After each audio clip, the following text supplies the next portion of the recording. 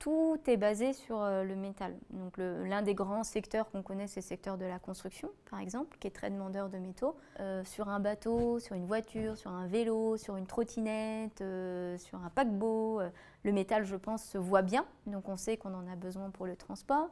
Les infrastructures énergétiques. Et puis après, vous avez plein de métaux qui sont utilisés dans tout le monde merveilleux de l'énergie, alors que ce soit le stockage, que ce soit l'énergie, on va dire les énergies conventionnelles, et après vous avez les énergies aujourd'hui dites renouvelables ou vertes, ou je ne sais quel autre vocabulaire on met dessus.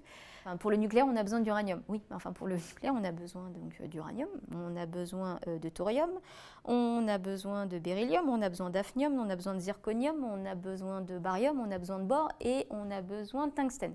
Après, il y a plein d'usages au quotidien qu'on ne voit plus parce qu'on ne s'est jamais posé la question. Les usages anecdotiques, j'en sais rien. Vous avez les emballages alimentaires, on parlait des canettes pour l'aluminium, les casseroles, la vaisselle, les ampoules, j'en ai récemment très longuement parlé de la question des ampoules. Là, je disais tout à l'heure pendant la conférence que je donnais, voilà, le sulfure de sélénium dans les antipelliculaires, quoi. Celui-là, il est passé à la trappe, le cobalt, le plomb et le bismuth dans les teintures pour cheveux. Là, il y a un mur, il y a une peinture. Cette peinture, elle est terriblement blanche. Ça, c'est de l'oxyde de titane, c'est sûr. Le fait que la peinture, quand vous la mettez, elle reste, mais qu'elle soit suffisamment lourde pour rester et pour être en prise, en général, on met du barium. En fait, ce qu'on a créé, c'était un monde qui repose sur les métaux. Ça va croître, on le sait, puis il va y avoir tous ces secteurs qui vont s'accumuler, et parmi tous ces secteurs qui s'accumulent, il y en a un qui va plus pousser que les autres, le secteur de l'électronique.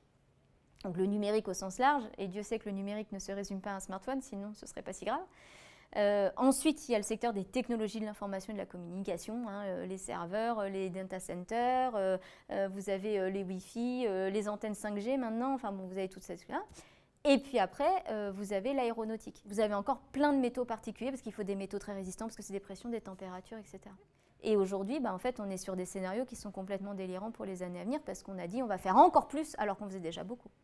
Alors, on peut toujours, dans un monde idéal, que dis-je? Oh mon Dieu, pas du tout, dans un monde théorique, en fait. Les gens nous disent, de toute façon, c'est pas compliqué, vous les géologues, vous avez qu'à vous mettre à travailler, et puis comme c'est une ressource finie, vous allez calculer en fait la quantité qui reste à exploiter, et puis c'est bon, c'est fini, et puis on sait qu'en 2000, j'en sais rien, moi 80, on n'en a plus, et puis maintenant c'est fini, et puis voilà, terminé, et on passe à autre chose.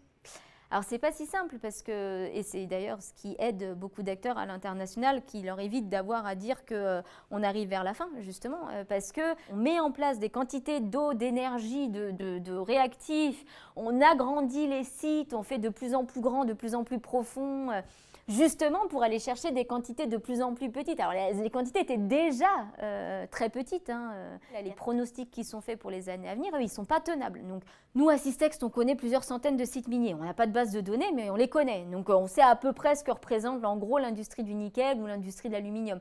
Si on nous dit il faut multiplier pas ça par 5, par exemple pour correspondre à telle demande à l'horizon 2060, c'est non.